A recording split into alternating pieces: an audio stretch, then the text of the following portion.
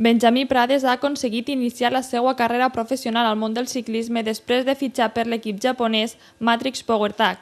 El ciclista d'Alcanar, de 30 anys, havia començat aquesta temporada al Club Biciparc de Reus esperant una gran oferta que després de molt esforç ha arribat.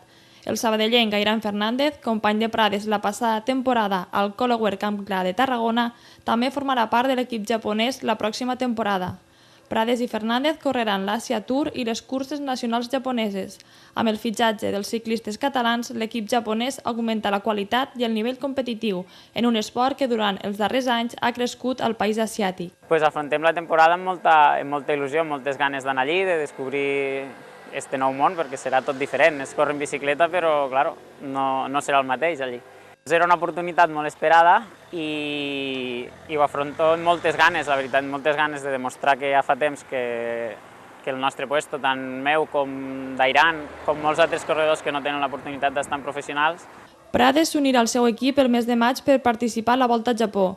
Tot i que només ha firmat per una temporada, existeix la possibilitat d'ampliar el contracte 2 anys més depenent dels resultats obtinguts.